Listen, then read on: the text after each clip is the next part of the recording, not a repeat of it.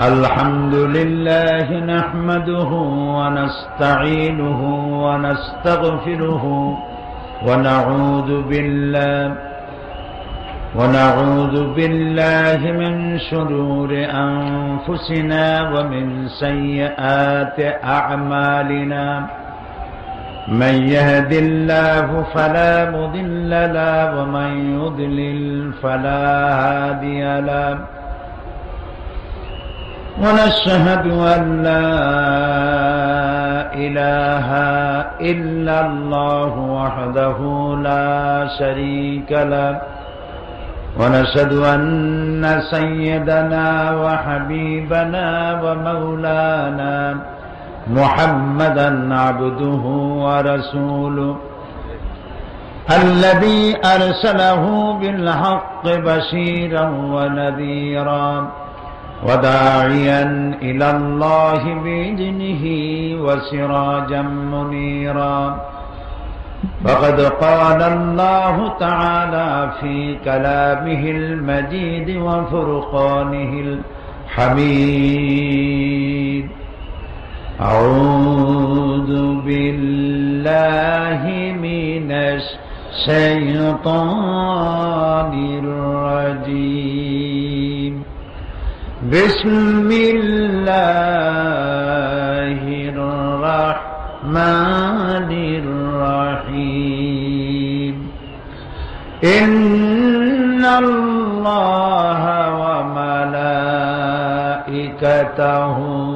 يصلون على النبي يا أيها الذين آمنوا صلوا عليه وسلموا تسليما اللهم صل على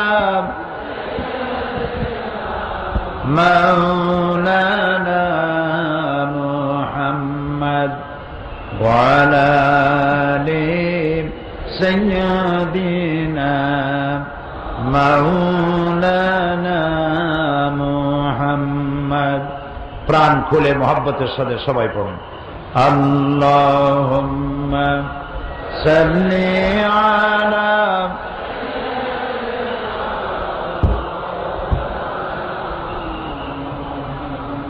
وعلى آل سيدنا مولانا محمد بلغ العلا بكماله كشف الدجى بجماله حسنت جميع خصاله صلوا عليه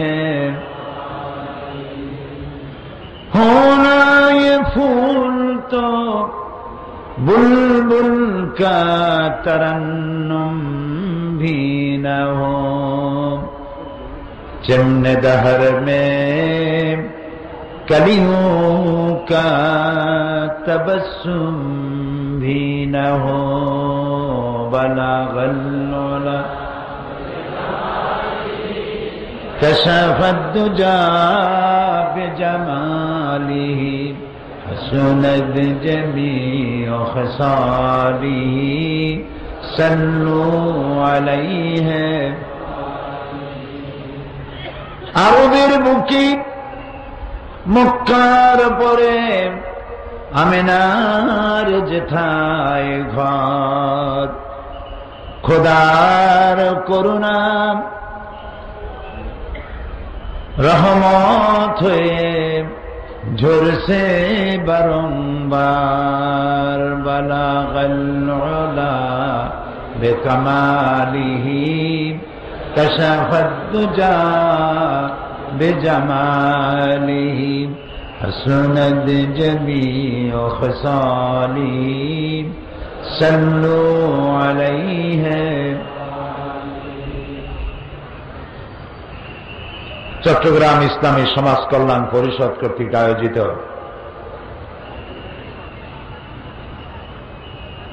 দিনব্যাপী ঐতিহাসিক তাফসীরুল কোরআন মাহফিলের ২৭তম বাৎসরিক মাহফিলের আজকের এই দ্বিতীয় দিবসে সম্মানিত সভাপতি ফজিলাতুল শেখ হযরতুল আল্লাহ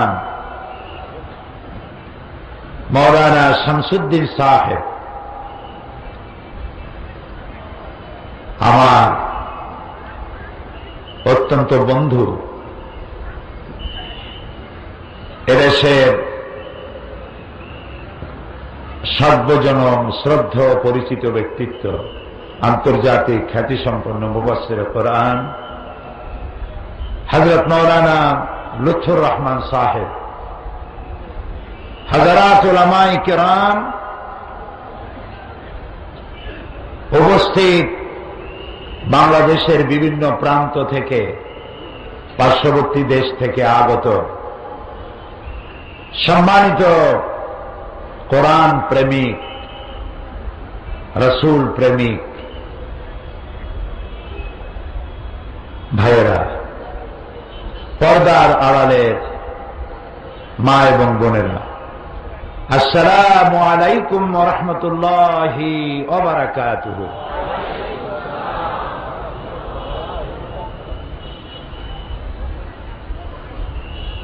অমুসলিম ভাইদের জন্য যারা মাহফিলে এসেছেন তাদেরকে আন্তরিক শুভেচ্ছা এবং মোবারকবাদ। যেসব সম্মানিত সাংবাদিক বৃন্দ, প্রিন্টিং অ্যান্ড ইলেকট্রনিক মিডিয়া, যারা এই মাহফিলকে কষ্ট করে পরিশ্রম করে পত্রপত্রিকা, রেডিও টেলিভিশনের মাধ্যমে দেশ থেকে দেশান্তরে ছড়িয়ে দেওয়ার প্রচেষ্টায় নিয়োজিত, সেসব সাংবাদিক বৃন্দকে জানাই অন্তরের অন্তঃস্থল থেকে মোবারকবাদ। প্রিয় ভাই সব, কোরআনে কারীমের মাহফিলে আল্লাহ তাআলা যে আমাদের আসার তৌফিক দিয়েছেন, এজন্য মনিবের দরবারে শুকরগুজার হচ্ছি। সর্বপ্রথম বিনীতভাবে উচ্চারণ করছি আলহামদুলিল্লাহ, রব্বানা লাকাল হামদ হামদান কাসীরান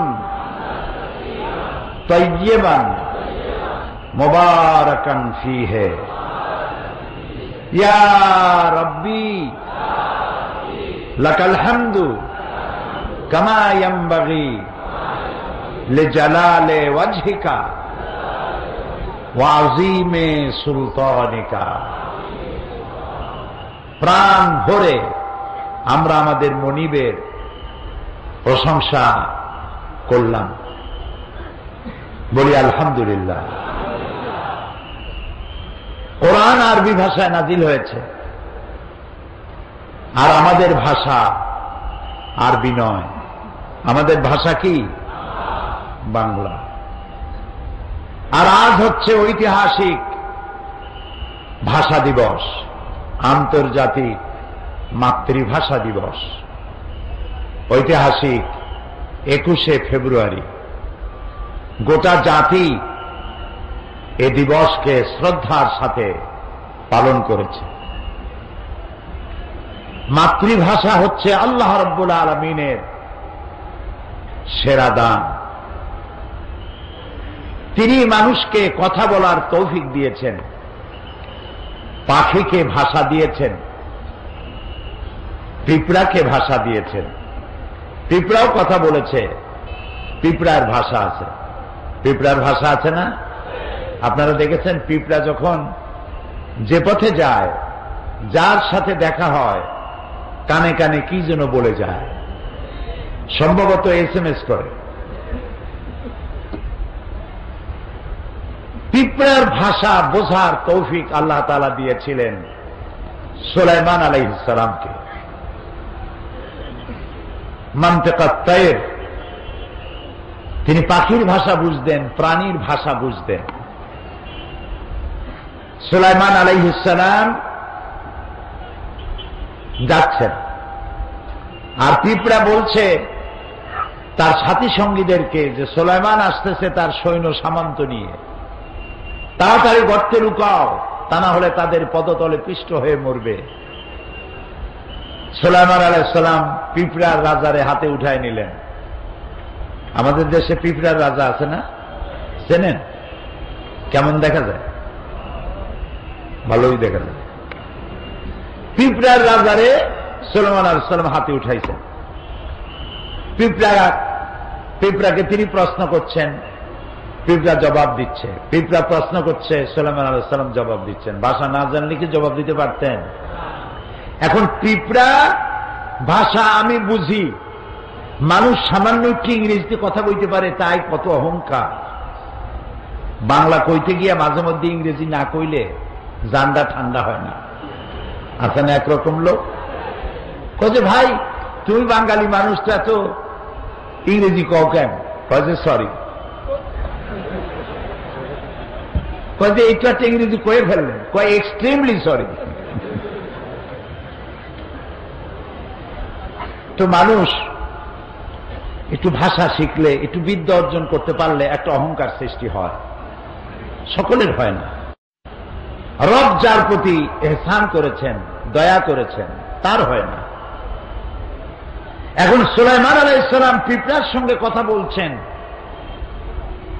তার মধ্যে একটা অহং বোধ আসতে পারে। পিঁপড়ার ভাষা বুঝতেছি আমি, কিন্তু নবুয়তের শান দেখুন, পিঁপড়ার ভাষা বুঝতেছি, নফস যেন গরম না হয়ে ওঠে, সেজন্য তিনি সাথে সাথে বললেন, রব্বে আউজি'নি আন আশকুরা নি'মাতাকাল্লাযী আন'আমতা আলাইয়া ওয়া আলা ওয়ালিদাইয়া। ও আল্লাহ, তুমি আমাকে ওই পরিমাণ তোমার কৃতজ্ঞতা প্রকাশের তৌফিক দাও যে পরিমাণ নিয়ামত তুমি আমারে আর আমার মা বাপরে দিয়েছো। ওয়ান আমালা সালিহান তারদাহু, আর এমন আমল করার তৌফিক আমাকে দাও যে আমল করলে তুমি খুশি হও। ওয়াদখিলনি বিরাহমাতিকা ফি ইবাদিকা সালিহিন, আর তুমি আপন করুণায় আমাকে তোমার সলিহীন বান্দাদের মধ্যে শামিল করে নাও। ভাষা একটি নিয়ামত। আর রহমান আল্লামাল কোরআন খলাকাল ইনসান আল্লামাহুল বায়ান। মানুষকে আল্লাহ ভাষা শিক্ষা দিয়েছেন। এই যে পাখিরা গান গায়, কুহু কুহু তাদের, আপনি শোনেন কুহু কুহু, সে তো বলতেছে আল্লাহু আল্লাহু। ওয়ালাকিন লা তাফকাহুনা তাসবিহাহুম, তোমরা ওদের তাসবিহ বোঝো না। ওরা ওদের ভাষায় আল্লাহর গান গায়, আল্লাহর কৃতজ্ঞতা স্বীকার করে, আল্লাহর তাসবিহ পড়ে। প্রিয় ভাই সব, মাতৃভাষা আল্লাহর দান। আল্লাহ তাআলা বলছেন, ওমা আরসালনা মির রাসূলিন ইল্লা বিলিসানি কওমি লিয়ুবায়্যিনা লাহুম। আমি এমন কোন নবী পাঠাই নাই যে নবীকে তার জাতির মাতৃভাষায় পাঠাই নাই। এই মাতৃভাষায় নবী পাঠাইছি এই জন্য যাতে করে তারা আমার বাণীগুলিকে তার জাতিকে বুঝাই দিতে পারে। আল্লাহ নবী পাঠাবেন আরব দেশে, সেজন্য লন্ডন থেকে নবী বানায় আনেন নাই। ইংরেজি কইলে আরবরা বুঝবে কি, ঠিক কিনা? সুতরাং যে জাতি কাছে আল্লাহ নবী পাঠাবেন সেই জাতির মাতৃভাষায় আল্লাহ নবী পাঠিয়েছেন। এই ভাষা হচ্ছে আল্লাহর দান। ওয়ামিন আয়াতিহি খালকুস সামাওয়াতি ওয়াল আরদ ওয়া ইখতিলাফি আলসিনাতিকুম ওয়া আলওয়ানিকুম। আল্লাহ তাআলা বলছেন, আমার অসংখ্য নিদর্শনের মধ্যে রয়েছে আকাশ আর জমিন, আর রয়েছে তোমাদের মধ্যে রঙের বৈচিত্র্য, আর রয়েছে ভাষা। অসংখ্য ভাষা এবং রং, এসব আমার সৃষ্টি, আমার নিদর্শন। ইন্না ফী যালিকা লাআয়াতিন লিল আলামিন। আর যারা বুদ্ধিমান সেই সব মানুষের জন্য, জ্ঞানবান মানুষের জন্য আমার এসব জিনিসের মধ্যে রয়েছে অনেক নিদর্শন। নবী করিম সাল্লাল্লাহু আলাইহি ওয়াসাল্লাম তাকে ছোট্ট অবস্থায় আল্লাহ তাআলা লালন পালন দায়িত্ব দিলেন বনি সাদ গোত্রের কাছে। যেহেতু আরবের মক্কার ভাষা আঞ্চলিক ভাষা, কলুকাল ল্যাঙ্গুয়েজ তাদের আরবি ভাষা, কিন্তু কথাগুলি তারা উচ্চারণ করে স্থানীয় ভাষায়। যেমন আমাদের মাতৃভাষা বাংলা হলেও এক এক এলাকায় এক এক ধরনের। চট্টগ্রামের বাংলা আর সিলেটের বাংলা, নোয়াখালীর বাংলা, বরিশালের বাংলা, এসব কি একরকম? একরকম। এই জন্য সৈয়দ মুজতবা আলী, নাম করা ঔপন্যাসিক সাহিত্যিক, তিনি তার বইয়ের মধ্যে লিখেছেন বাংলা ভাষার জন্ম হয়েছিল নদিয়ায়, শান্তিপুরে। ওদের ভাষা খুব ভালো। এই বাংলা ভাষার জন্ম হলো নদিয়া এবং শান্তিপুরে, আর এর মৃত্যু হলো চট্টগ্রামে। কুলখানি হলো সিলেটে, চল্লিশা হলো নোয়াখালীতে। এটা আমি বলি নাই, কিন্তু সৈয়দ মুজতবা আলীর লেখা। মানে বাংলা ভাষারে যা বানাইল তারা। তবে চট্টগ্রামের ভাষা ভালো, অল্পের মধ্যে কামসারে, মুখাফফাফ যাকে বলা হয়। ছাগল, এত লম্ব কথা কেরা কয়, এর থেকে সব। পাগল, এত লম্ব কথা বলার দরকার নেই, পর। আপনারা এত লম্বা কথা এত সময় কই অনারা। আমি মৌলানা শামসুদ্দিন সাহেবকে শুনেছি টেলিফোনে বলে, বদ্দা আই শামসুদ্দিন খদ্দে। এই যে কলুকাল ল্যাঙ্গুয়েজ, এটি ভালো, এবং আপনাদের ভাষা, চট্টগ্রামের ভাষা খুবই ভালো, সিলেটের ভাষা এটাও ভালো, সব জায়গার কলুকাল ল্যাঙ্গুয়েজ খুব ভালো, আলহামদুলিল্লাহ। আপনাদের ভাষার মধ্যে আরবির মিলজুল আছে। কেউ যদি ডাকে এ আব্দুল করিম, সে বলছে লব্য, বলে না? এই লব্যটা কি? লাব্বায়কের অপভ্রংশ, এটা আরবির কাছাকাছি।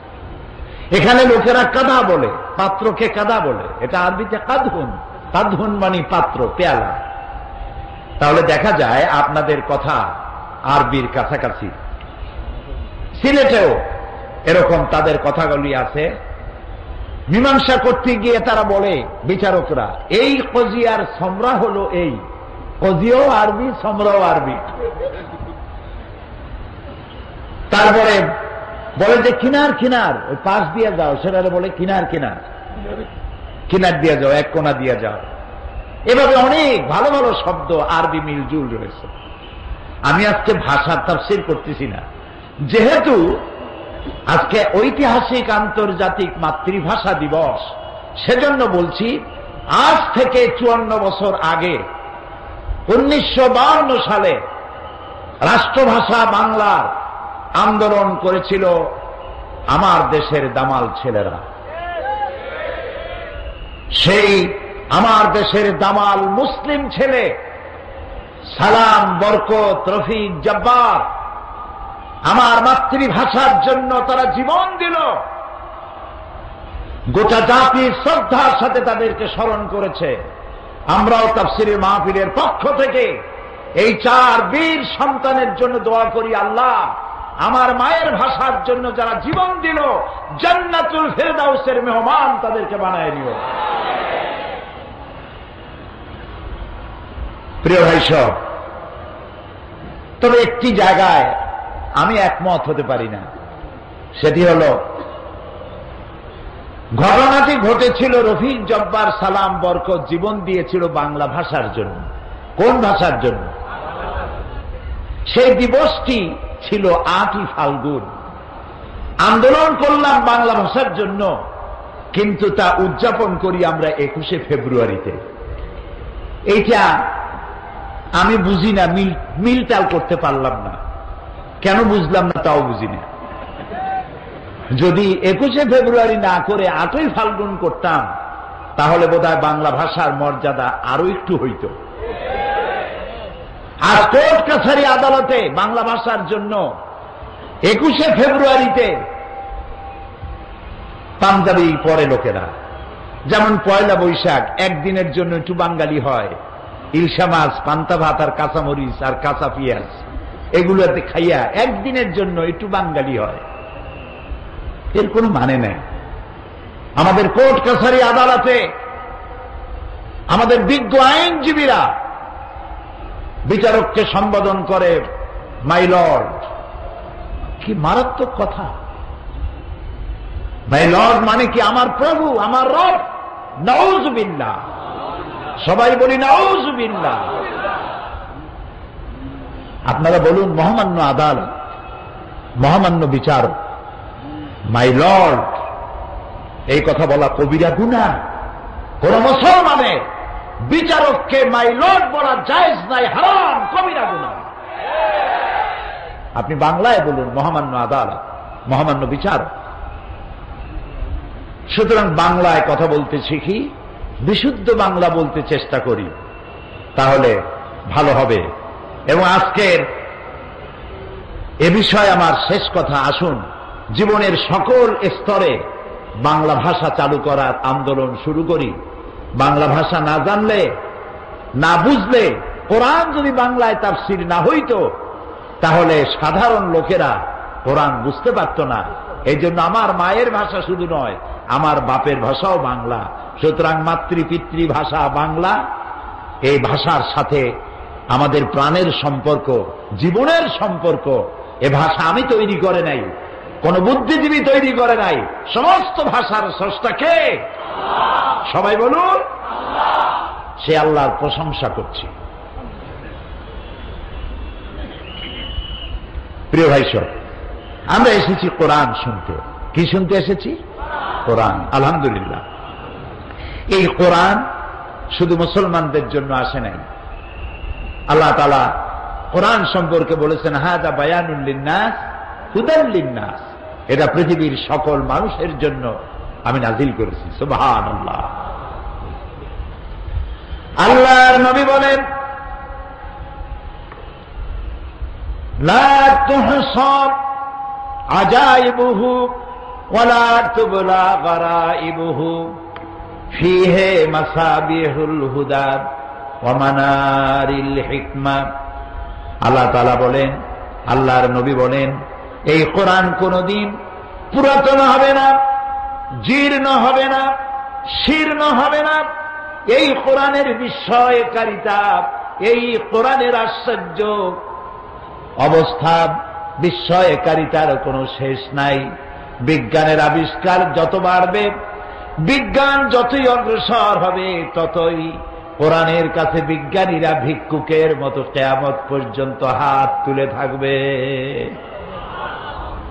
এটা শেষ নাই, কোনদিন পুরাতন হবে না।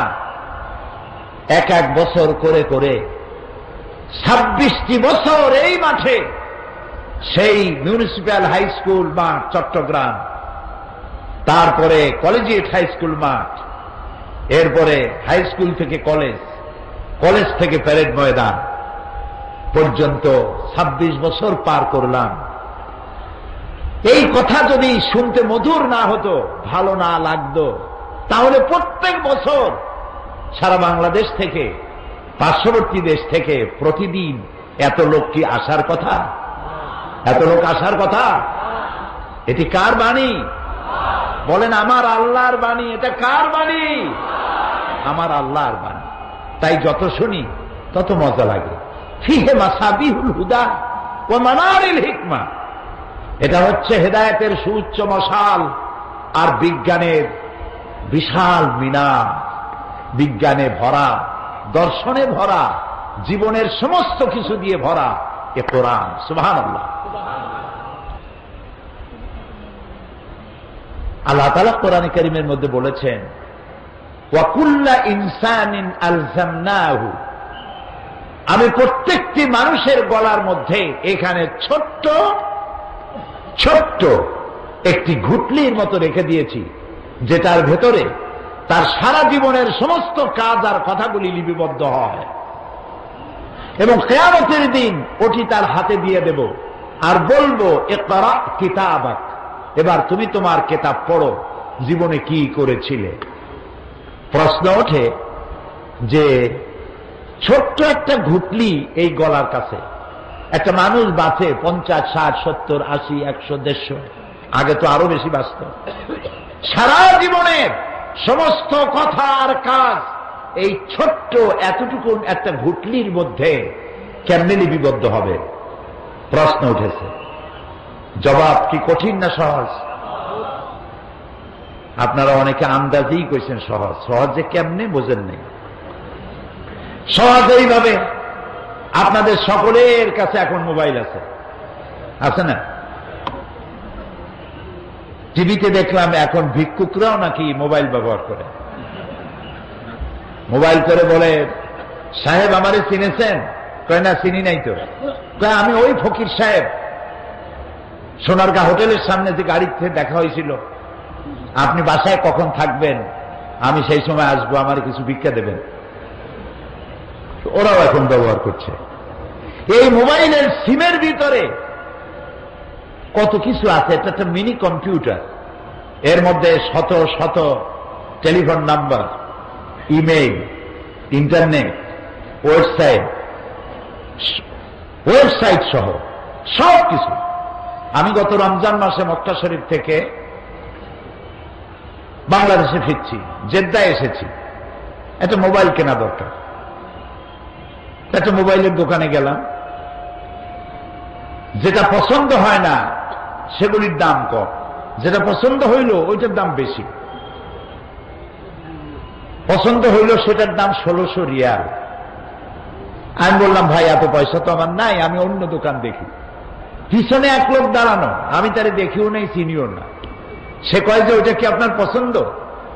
আমি বললাম, ভাই আমার কাছে তো পয়সা নেই, এটা নেবো না, আমি অন্য দোকানে গিয়ে দেখি যে আমি একটা কম দামে পাই নাকি। কয় যে আপনার দাম দিয়া কাম কি, আমার বাড়ি চট্টগ্রাম, এটা আমি আপনার হাদিয়া দেব।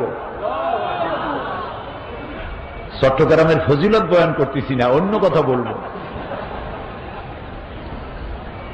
মোবাইলটা আমারে দিল এবং একটা মেমোরি কার্ড কিনলো সে, ছোট্ট, আমার এই যে আপনার আঙ্গুলের যে কর, এই করের অর্ধেক একটা মেমোরি কার্ড। এই কার্ডটা ভিতরে ঢুকায় দিল আর বলল এইটার ভিতরে 30 পারা কোরআন শরীফ ঢুকানো আছে। কাবা শরীফের ইমাম ফজিলাতুল শেখ আব্দুর রহমান আস-সুদাইস, ফজিলাতুল শেখ সৌদ আশ-শুরাইম, এই দুইজনের তেলাওয়াত করা 30 পারা কোরআন আমার মোবাইলের মধ্যে ঢুকানো। যখন যার তেলাওয়াত যে সূরা শুনতে ইচ্ছা করে শুনতে পারি। চিন্তা করলাম, এতটুকু মেমোরি কার্ডে 30 পারা কোরআন যদি মানুষে ঢুকাইতে পারে, এই বুদ্ধি যিনি দিচ্ছেন সেই আল্লাহ রাব্বুল আলামিন মানুষের সারা জীবনের সমস্ত কাজ আর কথা এতটুকু জিনিসে ঢুকাতে পারবেন না কেন? সুতরাং বিজ্ঞানের আবিষ্কার যত বাড়বে, কোরআন বোঝা মানুষের জন্য তত সহজ হবে। যদি কোথাও বিজ্ঞান আর কোরআনের মধ্যে কন্ট্রাডিকশন হয়, তাহলে বুঝতে হবে বিজ্ঞান ব্যর্থ, কোরআন সফল। বিজ্ঞান আরো রিসার্চ করুক, কোরআনের সত্যতার দ্বার প্রান্তে একদিন না একদিন উপনীত হবে ইনশাআল্লাহ। কারণ কোরআন এসেছে মহাবিজ্ঞানময় আল্লাহর কাছ থেকে। প্রিয় ভাই সব, সেই জন্য বলেছিলাম কোরআন শুধু মুসলমানদের জন্য নয়। আল্লাহ কি শুধু মুসলমানদের? বলেন তো আল্লাহ কার? সবাই। আল্লাহ যদি মুসলমানদের হইতো তাহলে তো আমরা পড়তাম আলহামদুলিল্লাহ রব্বিল মুসলিমিন, ঠিক না ভাই? আলহামদুলিল্লাহ রব্বিল আউলিয়া ওয়াল মুত্তাকিন, আলহামদুলিল্লাহ রব্বিল মুরসালিন, এগুলি পড়ি। কি পড়ি? পড়েন আমার সাথে, আলহামদুলিল্লাহি রাব্বিল আলামিন। সুবহানাল্লাহ, সুবহানাল্লাহ। সমগ্র বিশ্বের একচ্ছত্র অধিপতি মালিক তিনি সকলের। আমি হিন্দুদেরকে সম্বোধন করেছি, খ্রিস্টান, বৌদ্ধ, উপজাতীয়দেরকে সম্বোধন করেছি, কারণ আপনাদের সাথে আমাদের কোন শত্রুতা নাই। আপনারা আমাদের ভাই, আপনাদের সাথে আমাদের সুসম্পর্ক। কোরআন আমার জন্য শুধু নয়, আপনার জন্য, কারণ আল্লাহ শুধু আমার না, আপনারও। আপনি ভগবান ডাকুন, ঈশ্বর ডাকুন, পরমেশ্বর ডাকুন, এক ব্রহ্মা দ্বিতীয় নাস্তি বলুন, গড ডাকুন, যেই নামে ডাকুন, যাকে উদ্দেশ্য করে ডাকছেন তিনিই তো আল্লাহ। তিনি কে? তিনি সকলে, তিনি হচ্ছেন রব্বুল আলামিন। আর এই কোরআন যেটা তিনি অবতীর্ণ করেছেন, শুধুমাত্র মুসলমানদের জন্য এই কোরআন আসে নাই। আল্লাহ রব্বুল আলামিন, কোরআন হচ্ছে যিকরুল লিল আলামিন, সমস্ত মানব গোষ্ঠীর জন্য আল্লাহ কোরআন নাজিল করেছে। আমরা সুবহানাল্লাহ বলবো না? আলহামদুলিল্লাহ। এখন আল্লাহ সকলের, কোরআনও সকলের, নবী শুধু আমাদের নাকি? জি। এবার দেখুন, কোরআন আল্লাহ সকলের, কোরআনও যার কাছে কোরআন নাজিল হইল তার সম্পর্কে আল্লাহ কি বলছেন? ওয়ামা আরসালনাকা ইল্লা রাহমাতাল লিল আলামিন। নবী হে, আমি আপনাকে আমার গোটা সৃষ্টি জগতের জন্য, হোল ম্যানকাইন্ড, সমস্ত মানব গোষ্ঠী, এমনকি সৃষ্টি জগতের জন্য আপনি আমার করুণা মূর্ত প্রতীক, আপনি আমার রহমত। সৃষ্টি জগতের জন্য। নবী করিম সাল্লাল্লাহু আলাইহি ওয়াসাল্লাম হেঁটে যাচ্ছিলেন, দেখলেন একটা উট দাঁড়ানো, রাসূলের দিকে তাকায় আছে, উটের চোখ দিয়ে পানি পড়তেছে। উটটি কৃষ, শুকনা, গায়ে গোস্ত টোস্ত নাই। নবী করিম সাল্লাল্লাহু আলাইহি ওয়াসাল্লাম উটের মালিককে ডাকলেন আর বললেন, উট তার নীরব ভাষায় আমাকে জানালো, এই উটের তুমি যত্ন নেও না, ঠিক মতো পানি আর খাবার তুমি তাকে দাও না, তোমাকে আল্লাহর কাছে দায়ী হয়ে যেতে হবে। সুবহানাল্লাহ। শুধু কি মানুষের জন্য রহমত? গোটা সৃষ্টি জগতের জন্য তিনি রাহমত। সমগ্র বিশ্বের সর্বশ্রেষ্ঠ মহামানব। এই যে কোরআন, এটা কি? একটি বারের জন্য আমার আল্লাহ তার হাবিবকে নাম ধরে ডাকলেন না। সুবহানাল্লাহ বলবেন না? তিনি তো বললেন, ইয়া আদম, ইয়া ঈসা, ইয়া মূসা, ইয়া জাকারিয়া, ইয়া ইয়াহইয়া, ইয়া ইব্রাহিম। কে আমাদের জাতির পিতা? তাও বুঝতে ভুল হয়। কে আমার জাতির পিতা? কোন মুসলিম সন্তান জাতির পিতার ব্যাপারে কোনো আপোষ করতে পারে না।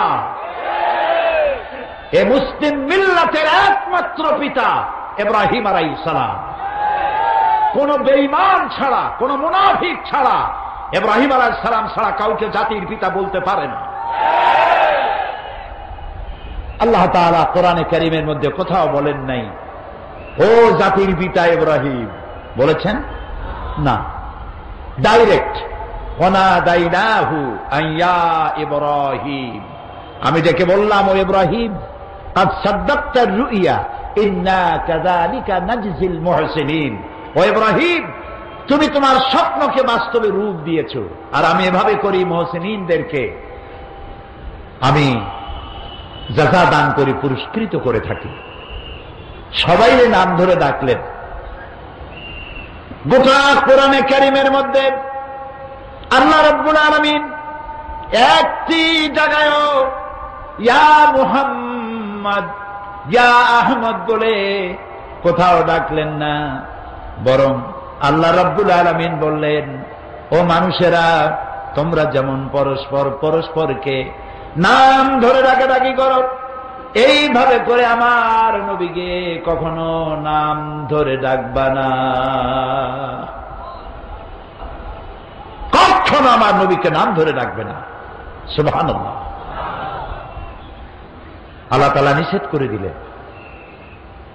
এই যে সর্বশ্রেষ্ঠ নবী, তার জীবন সর্বকালের সমগ্র মানব গোষ্ঠীর জন্য একমাত্র গ্রহণযোগ্য আদর্শ। লাকাদ কানা লাকুম ফি রাসূলিল্লাহি উসওয়াতুন হাসানাহ, একমাত্র তিনিই গ্রহণযোগ্য, তার কাছ থেকে আদর্শ গ্রহণ করো। তার চরিত্রের সার্টিফিকেট দিলেন আল্লাহ তাআলা নিজে, ইন্নাকা লাআলা খুলুকিন আযীম, আপনি উন্নত চরিত্রের উপরে প্রতিষ্ঠিত। তার চরিত্রটাই ছিল কানা খুলুকুহুল কোরআন, তার চরিত্রটা ছিল কোরআন, তিনি ছিলেন চলমান কোরআন। সুবহানাল্লাহ, সুবহানাল্লাহ। যেটা 30 পারা কোরআন, সেটাই রাসূলের 23 বছরের নবুয়তের জীবন। যেটা রাসূলের 23 বছরের নবুয়তের জীবন, সেইটাই 30 পারা কোরআন। মহান আল্লাহ তাআলার পরই তার মর্যাদা, তার থেকে বড় সম্মান মর্যাদার পাত্র আরশের নিচে, ফারশের উপরে, জমিনের উপরে আর কারো নাই। তিনি আল্লাহর পরে সর্বশ্রেষ্ঠ মর্যাদাবান ব্যক্তিত্ব, তার চাইতে সম্মান কারো বেশি নাই। এবং যাকে অনুসরণ অনুকরণ না করলে আল্লাহর ভালোবাসা পাওয়া যাবে না। আল্লাহ তাআলা বলছেন, কুল ইন কুনতুম তুহিব্বুনাল্লাহা ফাত্তাবিউনি ইউহিব্বুকুমুল্লাহ ওয়া ইয়াগফির লাকুম যুনুবাকুম ওয়াল্লাহু গফুরুর রহিম। আল্লাহ তাআলা বলেন, হে নবী আপনি বলুন, তোমরা যদি আল্লাহকে ভালোবাসো, আমরা কি আল্লাহকে ভালোবাসি? আমি গতকাল বলেছি কিছু কিছু প্রশ্ন আছে ইমানের সাথে জড়িত, জবাব দিতে দেরি করলে শয়তান খুশি হবে। এগুলো কি ইমানের প্রশ্ন। আমরা কি আল্লাহরে ভালোবাসি? হ্যাঁ, এইবার না বোঝা গেল শয়তান অসন্তুষ্ট হয়ে গেছে। খুশি হয়েছে কে?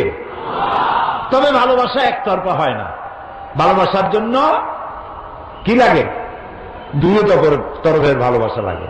আল্লাহ তাআলা বলছেন যে আমারও যদি ভালোবাসো, আমি তোমাদের ভালোবাসবো, সেজন্য একটা শর্ত আছে। শর্তটা কি? হে রাসূল আপনি বলেন আমার অনুসরণ করো, আমার অনুকরণ করো। যদি মানুষেরা আমাকে ভালোবাসার দাবিদার যারা, তারা যদি হে রাসূল আপনার অনুসরণ অনুকরণ করে, ইউহিব্বুকুমুল্লাহ বলে দেন, আল্লাহ তোমাদের ভালোবাসবেন। আর শুধু ভালোবাসবেন না, তোমাদের तमाम জিন্দেগীর সকল গুনাহ খাতাকে আল্লাহ তাআলা মাফ করে দিবেন। ভালোবাসা হচ্ছে, রাসূলকে ভালোবাসা ঈমানের সবথেকে গুরুত্বপূর্ণ বিষয়। যাকে জীবনের চাইতে ভালো না বাসতে মুমিন হওয়া যায় না। লা ইউমিনু আহাদুকুম হাত্তা আকুনা আহাব্বা ইলাইহি মিন ওয়ালিদিহি ওয়া ওয়ালাদিহি ওয়ান নাসি আজমাইন, মুত্তাফাকুন আলাইহি। বুখারী মুসলিমের হাদিস। রাসূলুল্লাহ বলছেন তোমাদের মধ্যে কেউ মুমিন হতে পারবে না যতক্ষণ পর্যন্ত তোমরা তোমাদের নিজেদের ছেলে মেয়ে, পিতা মাতা, ধন সম্পদ, সারা পৃথিবীর মানুষ, এমনকি নিজের জীবনের চাইতে আমাকে ভালোবাসতে না পারবে, ততক্ষণ পর্যন্ত মুমিন হতে পারবে না।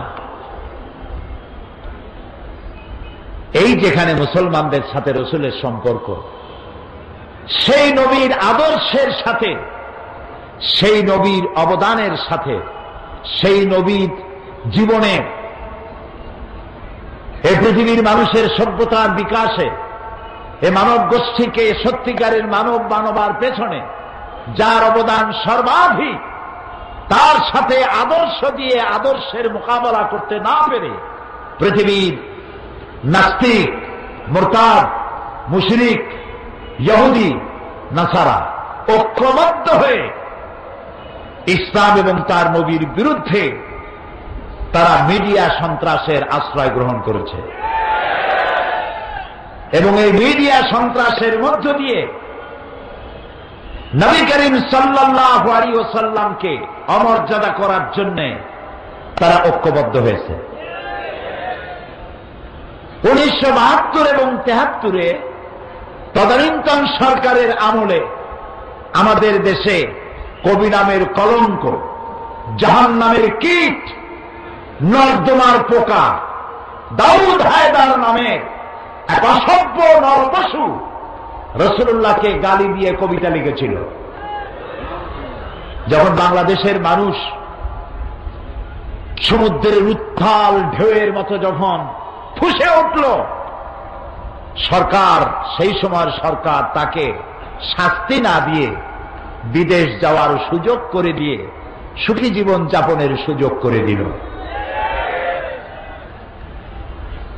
কয়েক বছর পূর্বে ভারতীয় বংশোদ্ভূত ব্রিটিশ নাগরিক সালমান রুশদি কোরআনে কারীমকে স্যাটানিক ভার্সেস বলে বই লিখল। আমাদের মা বিশ্বজননী উম্মুল মুমিনিন হযরত আয়েশা রাদিয়াল্লাহু তাআলা আনহার নামে কুৎসা রচনা করল, রাসূলকে গালি দিল। যে দেশে সে বসবাস করে সেই দেশ তার নিরাপত্তার জন্য বিলিয়ন বিলিয়ন অর্থ খরচ করল, কিন্তু তাকে শাস্তির বিধান করল না। তাকে পুরস্কারের ব্যবস্থা করা হলো, নিরাপত্তার ব্যবস্থা করা হলো। এর বিরুদ্ধে পৃথিবীতে প্রতিবাদ করতে গিয়ে বহু মুসলমান শহীদ হয়েছে। মুসলমানের অবস্থা তো এই, অনেক মুসলমান আছে নামাজ পড়ে না, রোজা রাখে না, মদ খায়, মিথ্যা কথা বলে, কিন্তু রাসূলকে গালি দেওয়া হয়েছে, এটা শোনা মাত্রই সে বেরিয়ে যায়। আমি অপরাধী, নামাজ পড়ি না, এটা ঠিক, মদ পান করি, সেটাও ঠিক, কিন্তু রাসূলুল্লাহকে গালি দিলে আমি বাঁচবো কেন? শহীদ হয়ে যায়, মরে যায়, সে জীবন দিয়ে দেয়।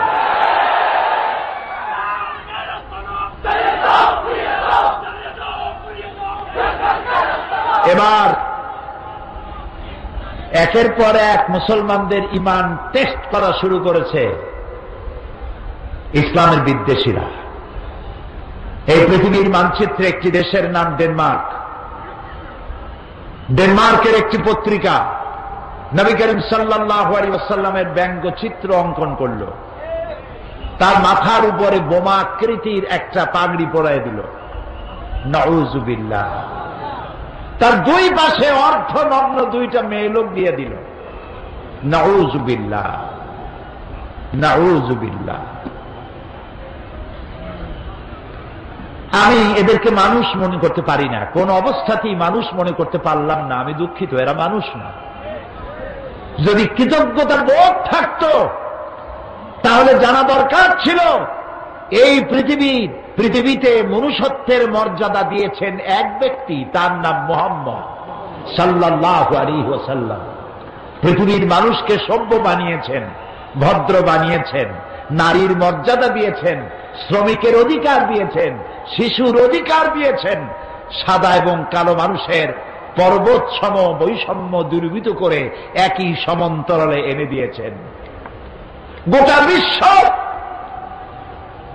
সমগ্র বিশ্বের মানব গোষ্ঠী যদি তার কলিজা বুক থেকে নিজেরা নিজে ছিঁড়ে রাসূলের কদমের উপরে রেখে দেয়, রাসূল পৃথিবীকে যে ঋণী করেছেন সেই ঋণ শোধ হবে না।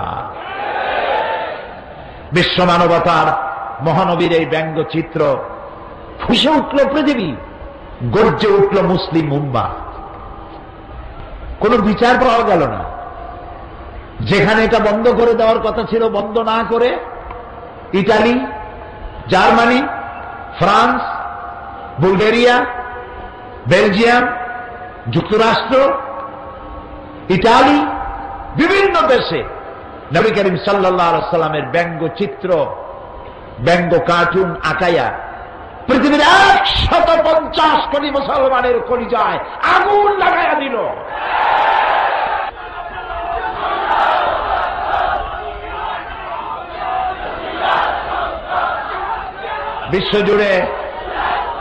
বিশ্বজুড়ে মুসলমানরা প্রতিবাদ মুখর হয়ে উঠল। শহীদ হল আফগানের 17 জন মুসলমান, শহীদ হল নাইজেরিয়ার 11 জন মুসলমান, শহীদ হল ইতালির 16 জন মুসলমান। পৃথিবীর বিভিন্ন জায়গায় মুসলমানেরা শহীদ হচ্ছে। হোয়াইট হাউস এবং জাতিসংঘ থেকে বলা হলো কিং আব্দুল্লাহকে, সৌদি আরবের বাদশাহ কিং আব্দুল্লাহকে, তারা বলল মুসলমানরা বাড়াবাড়ি করতেছে, তাদেরকে শান্ত হতে বলেন, তারা যেন শান্ত হয়, বাড়াবাড়ি যেন না করে। এটা নাকি বাড়াবাড়ি। গতকাল আমি শেরটা পড়েছিলাম, वो कत्ल भी करते चर्चा नहीं होता, हम आह भी करते बदनाम हो जाता।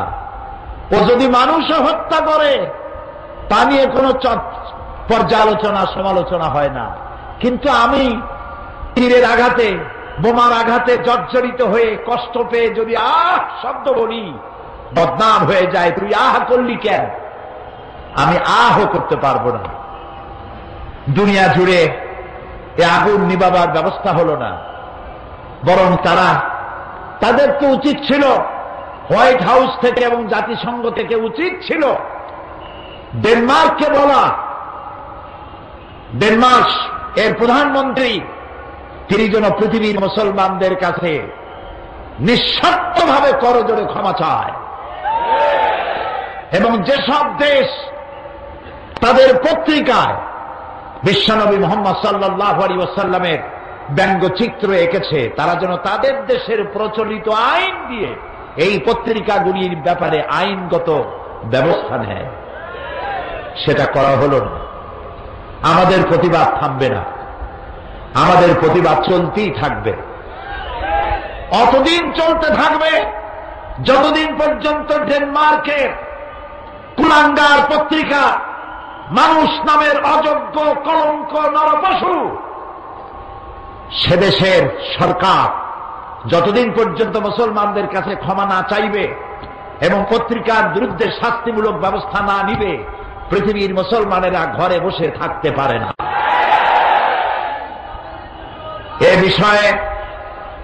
এ বিষয়ে আমার দেশের প্রধানমন্ত্রী তার নিজের পক্ষ থেকে ডেনমার্ক প্রধানমন্ত্রীকে নিন্দা জানিয়েছেন। জোটের পক্ষ থেকে, সরকারের পক্ষ থেকে, দেশের 15 কোটি মানুষের পক্ষ থেকে তীব্র নিন্দা এবং ধিক্কার জানিয়েছেন দেশের প্রধানমন্ত্রী। বাংলাদেশের মহান জাতীয় সংসদে আমরা সম্মিলিতভাবে সমস্ত দল মত শুধু নয়, বাংলাদেশের ইহুদি, খ্রিস্টান, বৌদ্ধ, হিন্দু, জাতি ধর্ম নির্বিশেষে আমরা নিন্দা প্রস্তাব গ্রহণ করেছি ডেনমার্কের বিরুদ্ধে। এই নিন্দা প্রস্তাব সর্বসম্মতক্রমে বাংলাদেশের মহান জাতীয় সংসদে পাশ হয়েছে। আমি আজ মুসলমানদের বলবো, আমাদের এই প্রতিবাদ বন্ধ হবে না। তবে একটা জিনিস মনে রাখতে হবে, ওরা চায় আমাদেরকে আঘাত দিবে, আর আমরা যেন রাসূলুল্লাহর আঘাত তো কোনো মুসলমান সইতে পারে না। পারে? মুসলমান তার সামনে তার বিবি, তার বাচ্চা জবাও হোক সহ্য হইতে পারে, কিন্তু রাসূলুল্লাহকে গালি দিলে মুসলমানের সহ্য হয় না। এ মুসলমানেরা প্রতিবাদ মুখর হবে, সোচ্চার থাকবে। তবে ওরা চায় আমরা যেন ওদের পতাকায় আগুন জ্বালাই, আমরা যেন ওদের দূতাবাসগুলি আগুন দিয়ে পোড়ায় দেই, আমরা যেন ওদেরকে মারধর করি, আমরা যেন বাস পোড়াই, আমরা যেন মানুষ হত্যা করি। এই সব ব্যাপারে ওরা এটা চায়। ওদের পাতানো ফাঁদে আমরা কি পা দিব? আমরা কি পা দিব? নিশ্চয়ই নয়। আমাদের প্রতিবাদ হবে অহিংস, কারো দেশের পতাকা পোড়ায় নয়, কারো দূতাবাসে আগুন জ্বালায় নয়, কাউকে হত্যা করে নয়, বরং কলিজার সবটুকুন ধিক্কার, নিন্দা এবং প্রতিবাদ জানাবো। কলিজা দিয়া ধিক্কার দিয়ে তাদেরকে প্রতিবাদ জানাতেই থাকব। ওরা আমাদেরকে সন্ত্রাসী জাতি হিসাবে চিন্তা পরিচিত করাবার জন্য হাজারো চেষ্টা করছে। এই চেষ্টায় আমরা পাও দেব না। আল্লাহ যেন আমাদেরকে সেই ধৈর্য ধরার তৌফিক দান করেন। আমরা বলি আমিন, আমরা সবাই বলি আমিন। আমরা ড্যানিশ কন্ডেন্স মিল্ক না খাইলে মরে যাব। আজকে শপথ হোক, ডেনমার্কের কোন জিনিস আমরা কিনবো না, হারাম। এবং যেই সব দেশ আমার রাসূলকে গালি দিয়েছে, আমার রাসূলের ব্যঙ্গচিত্র এঁকেছে, যতদিন পর্যন্ত মুসলমানদের কাছে ক্ষমা না চাইবে ততদিন পর্যন্ত তাদের তৈরি করা কোন পণ্য আমাদের বিক্রি করা, আমাদের বেচা কেনা আমাদের জন্য হারাম ঘোষণা করলাম। আমরা তাদের পণ্য গ্রহণ করব না।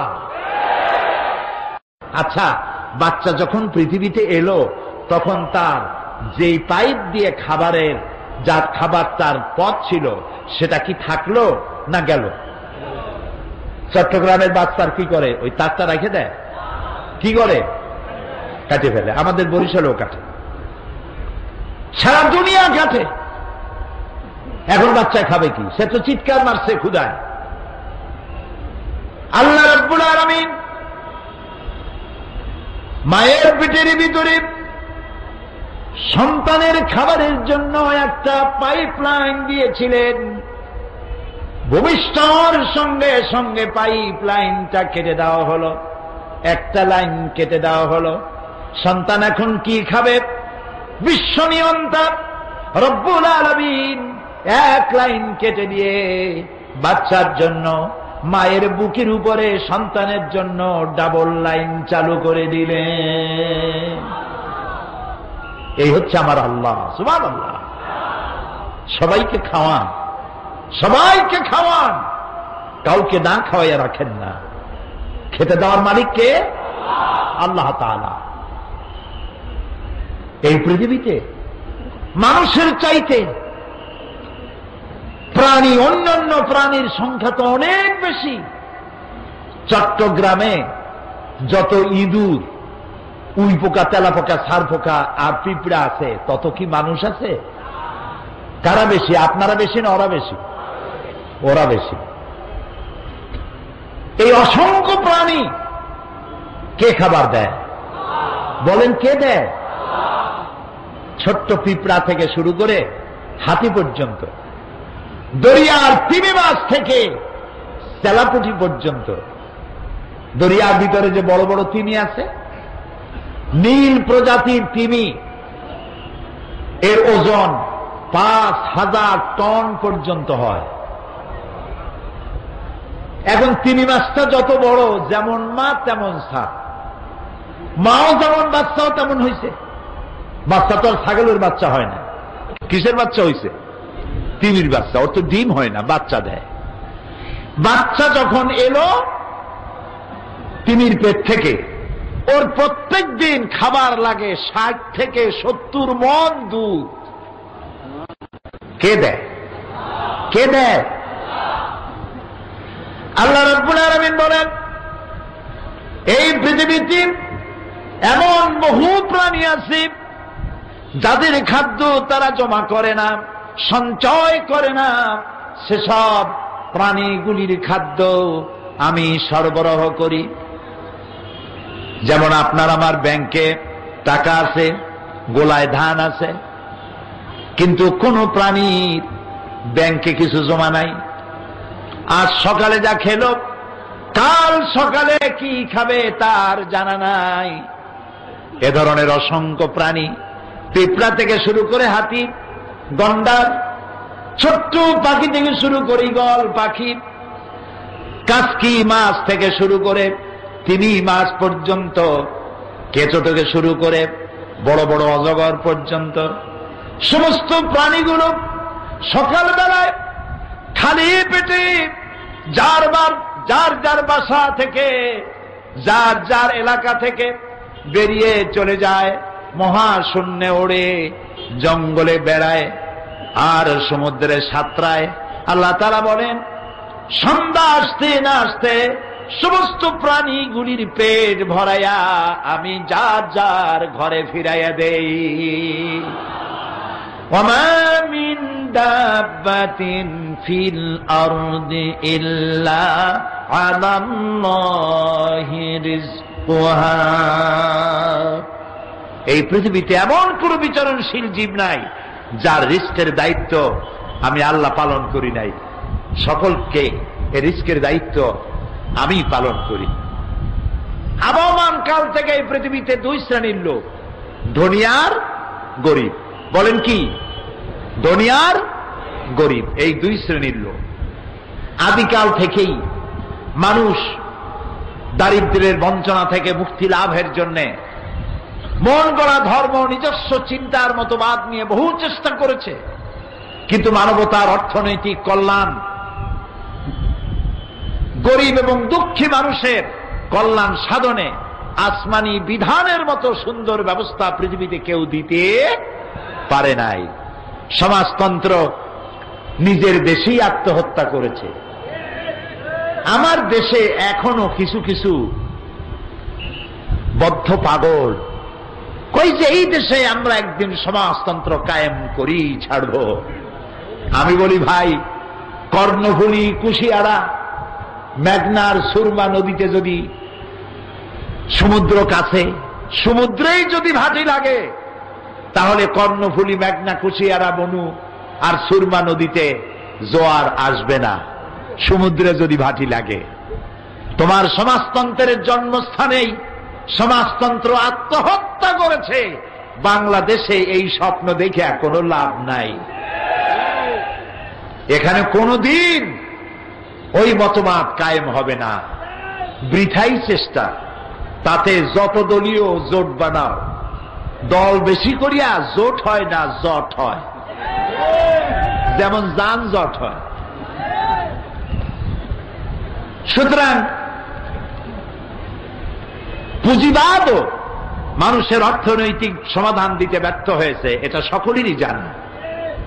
সফল হয়েছে কেবলমাত্র কে? ইসলাম। তাই বিশ্ব মানবতার মহানবী তিনি নবুয়ত পাওয়ার পর মানুষকে একটি দাওয়াত দিলেন, একটি স্লোগান শিখাইলেন, ইয়া আইয়ুহান নাস কুলু লা ইলাহা ইল্লাল্লাহ। জানেন? তাও কয় আসতে জি, জোরে সরে পড়েন, লা ইলাহা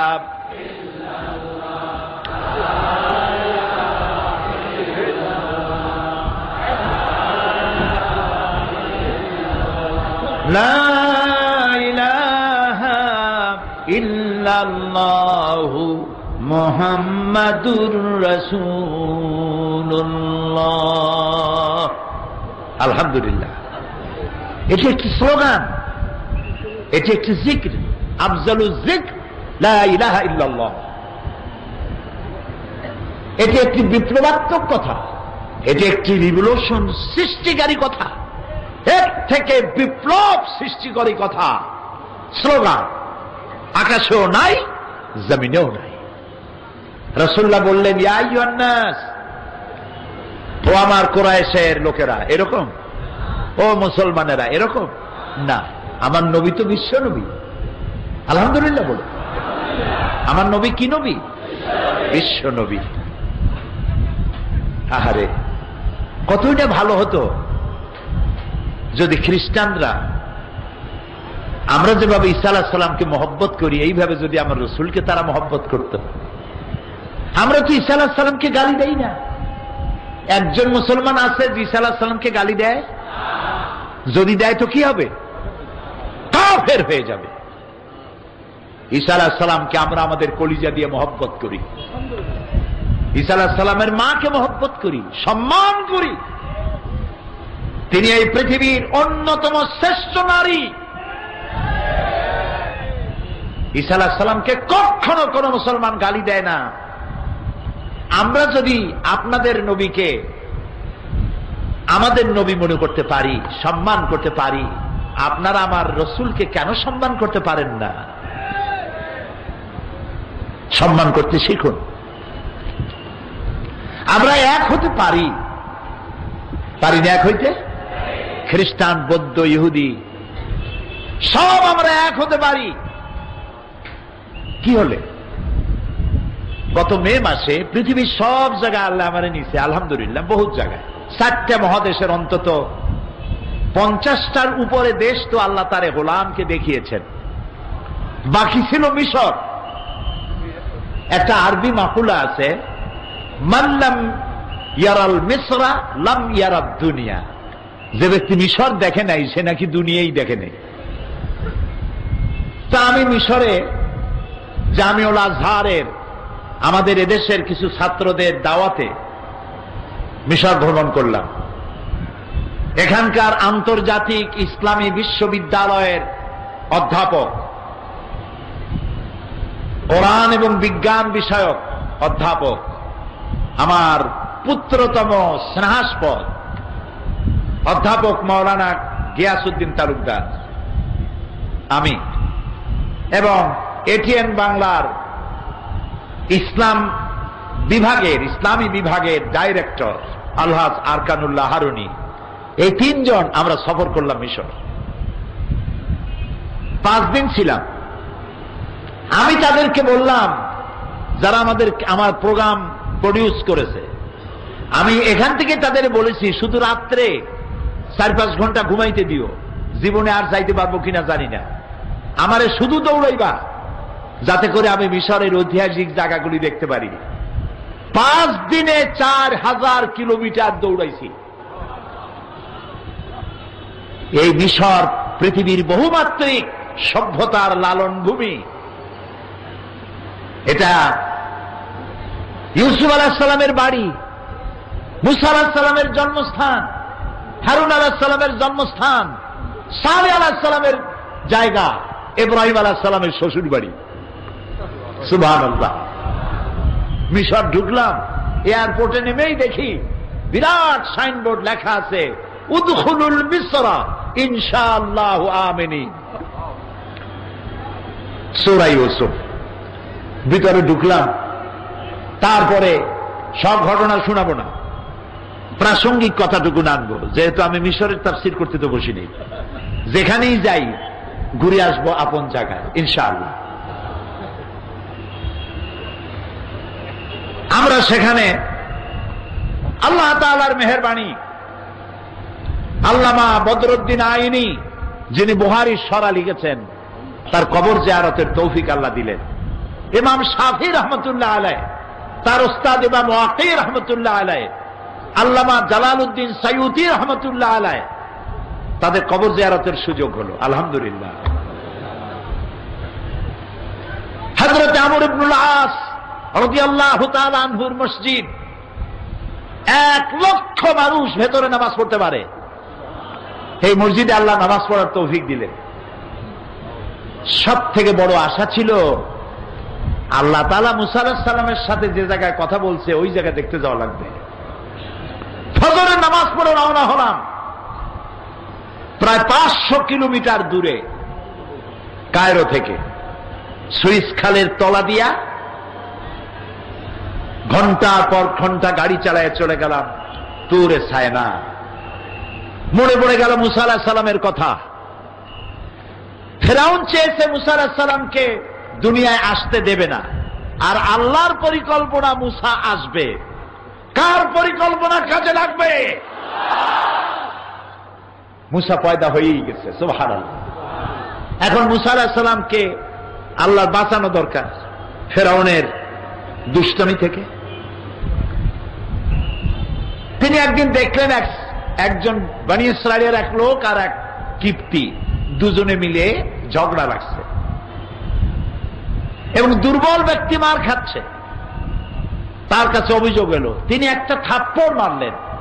1 থাপ্পড়ে, ওনার ইচ্ছা ছিল থাপ্পড় খাই বেটা দৌড় দিবে, কিন্তু পয়গাম্বরী থাপ্পড় তো, থাপ্পড় খাইয়া জায়গায় শেষ। মুসা আলাইহিস সালাম দেখলেন সর্বনাশ হয়েছে তো, তিনি দিলেন দৌড়। আজও দৌড়, কালও দৌড়, পরশুও দৌড়। দৌড়াতে দৌড়াতে 10 দিন পরে গিয়ে তিনি পৌঁছালেন মাদিয়ান। গল্প করতেছি না, কোরআন। সুবহানাল্লাহ। মাদিয়ান যাওয়ার পরে সেখানে তিনি দেখতে পেলেন একটা কুয়া, চতুর্দিকে বহু পুরুষ, 2টা মেয়ে লোক দাঁড়ানো। সন্ধ্যা হয়ে যাচ্ছে। মেয়ে দুটির চেহারার মধ্যে হতাশার ছাপ। প্রশ্ন করলেন, তোমাদের অসুবিধা কি? তারা বললেন, পুরুষেরা জোর করে তাদের উট ছাগলের পানি খাওয়াইতেছে, আমি পারতেছি না মেয়ে লোক হওয়ার কারণে। তিনি পুরুষদের ভিড় ঠেলে পানি উঠাইয়া খাওয়াইলেন। মেয়ে দুটি খুশি হয়ে বললেন, আপনি আমাদের জন্য যে কষ্ট করেছেন, আমাদের বাড়ি আসুন এবং মেহমানদারির সুযোগ দিন। আর তারও মেহমানদারি পাওয়ার দরকার ছিল, না খাওয়া, পরিশ্রান্ত। তিনি বললেন, তোমাদের বাড়ি তো আমি চিনি না, আমার পেছনে থাকো আর নির্দেশ দিতে থাকো কোন দিকে যাব, ডানে না বায়ে। যুবতী মেয়েরা বুঝলো অত্যন্ত চরিত্রবান যুবক, তা না হলে তো আমাদেরকে সামনে হাঁটতে কইতো। সুবহানাল্লাহ কবেন না? মেয়ে দুটি বাড়িতে চলে গেছেন, বাবার কাছে গিয়ে হাজির। বাপকে শুআয়ব আলাইহিস সালাম, আল্লাহর পয়গম্বর। বাপের কাছে মেয়ে দুটি যখন এই বর্ণনা দিয়েছে, পয়গম্বর চিনতে পারে যে ইনিও কোনো সাধারণ মানুষ না, ইনিও বুঝি পয়গম্বর হবে। মেয়ে একটা বিয়ে দিয়ে দিলেন। আল্লামা ইকবাল বলছেন, শাবানি সে কালিমি দো কদম হ্যায় গর ময়স্সর হো কুই শুআয়ব। জওয়ানি থেকে কালিমি, আল্লাহর সাথে কথা বলার পর্যন্ত, যুবক কাল থেকে নিয়ে আল্লাহর সাথে কথা বলার জন্য মাত্র 2 কদম লাগে, যদি কোনো শুআয়ব মুয়াসসার হয়ে যায়। শুআয়ব আলাইহিস সালামের বাড়িতে লালিত পালিত হলেন, 10 বছর থাকলেন। আল্লাহ তাআলা তাকে নবুয়তের মর্যাদার জন্য তৈরি করে ফেললেন। বাচ্চা কাচ্চা নিয়ে ছেলে মেয়ে হয়েছে, ফিরে যাচ্ছেন মাতৃভূমিতে। পৌঁছে গেলেন তুরে সায়নায়। গভীর রাত, প্রচন্ড ঠান্ডা। এই ঠান্ডার ভেতরে রাস্তা হারিয়ে ফেলেছেন, শীতে মারা যাওয়ার উপক্রম। হঠাৎ তিনি দেখলেন দূরে একটি গাছের উপরে যেন আগুন জ্বলে। فقال لأهلهم كثوا إني آنست نارا لعلي آتيكم بقبس منها أو أجد على النار هدى। হে আমার পরিবারের লোকেরা, অপেক্ষা করো, আমি দূরে দেখতে পাচ্ছি একটু আগুন, আমি ওখানে যাব, যাই যদি আগুন পাই তাহলে আগুন নিয়ে আসবো, আমরা একটু ঠান্ডা দূর করতে পারবো। আর এও হতে পারে আগুনের সাহায্যে আমাদের হারানো পথ আমরা পেয়ে যেতে পারি। ফালাম্মা তাহা নুদিয়া ইয়া মূসা ইন্নী আনা রাব্বুক। ও মূসা, যেবারে আগুন মনে করছেন আগুনটা গুন্ডা, আমি তোমার রব। আল্লাহু আকবার, আমি তোমার আল্লাহ। ফাখলা আলাইক ইন্নাকা বিল ওয়াদিল মুকাদ্দাসি তুয়া। ও মূসা, তুমি ওয়াদি মুকাদ্দাসে পৌঁছে গেছো। ওয়াদি বলা হয় উপত্যকাকে, আর উপত্যকা হলো 2 পাহাড়ের মাঝখানে ঢালু সমতল জায়গাকে বলা হয় উপত্যকা। আমি যখন আমার সাথীদের নিয়ে ওই জায়গা পর্যন্ত গেছি, আল্লাহর ভয়তে আল্লাহ মুসা আলাইহিস সালাম মুসা আলাইহিস সালামকে বলেছেন, ফাখলানা আলাইক, জুতাগুলো, এখানে আমার নূর পড়েছে, এটা পবিত্র জায়গা। আল্লাহর ভয়তে আমরা জুতো খুলে ফেলেছি অনেক আগে। আজান দিলাম, সম্ভবত গিয়াসউদ্দিন আজান দিয়েছিল। আজান হয়ে গেল, জোহরের নামাজ জামাতে আদায় করলাম। সেই জায়গাটা তাকায়া দেখে চোখকে ধন্য মনে করলাম, সে জায়গাটা এখনো আছে যেখানে আমার আল্লাহ মুসা আলাইহিস সালামের সাথে কথা বলছিল। আল্লাহু আকবার, আমার চোখ ধন্য, আমার জীবন ধন্য। ওই জায়গায় দেখলাম, আসি মূল কথায়, ওই জায়গায় দেখলাম একদিকে একটা গির্জা আর তার পাশেই একটা মসজিদ, একদম গায়ে লাগানো। খ্রিস্টানের ইহুদিরা গির্জায় ঢুকছে, মুসলমানেরা মসজিদে ঢুকছে। কোনো মারামারি নাই, কোনো ঝগড়াঝাটি নাই। হাজার হাজার নারী পুরুষ যার যার ইবাদত করছে। সেখানে গিয়ে মনে পড়ল আল্লাহ তাআলা কি সুন্দর কথা বলেছেন, কুল ইয়া আহলাল কিতাব তাআলাউ ইলা কালিমাতিন সাওয়াইন বাইনানা ওয়া বাইনাকুম আল্লা না'বুদা ইল্লাল্লাহ। ও নবী, আপনি বলুন, হে আহলে কিতাবের লোকেরা, এসো, তোমরা আর আমরা একটা কথায় একীভূত হই, যা তোমাদের জন্য আর আমাদের জন্য সমভাবে প্রযোজ্য। সেটা হলো এই, আল্লাহ না'বুদা ইল্লাল্লাহ, আল্লাহ ছাড়া আমরা কারো দাসত্ব কবুল করব না। ওয়ালা নুশরিকা বিহি শাইআ, আর আল্লাহর সাথে কাউকে অংশীদার স্থাপন করব না। ওয়ালা ইয়াত্তাখিযা বা'দুনা বা'দান আরবাবাম মিন দুনিল্লাহ, আর আল্লাহ ছাড়া কাউকে সুপার পাওয়ার হিসাবে মেনে নেব না। America Britain, German, Italy, France, Japan, Korea. মুসলমানের কাছে সুপার পাওয়ার বলতে কিচ্ছু নাই। সুপার পাওয়ার কেবলমাত্র আল্লাহ, আল্লাহ, আল্লাহ, আল্লাহ। এই তিনটি কথায় যদি পৃথিবীর ইহুদি, খ্রিস্টান, মুসলমান যদি ঐক্যবদ্ধ হতো, শান্তি প্রতিষ্ঠার জন্য জাতিসংঘের প্রচেষ্টা কোনো কাজে অতীতেও লাগে নাই, ভবিষ্যতেও লাগার কোনো সম্ভাবনা নাই।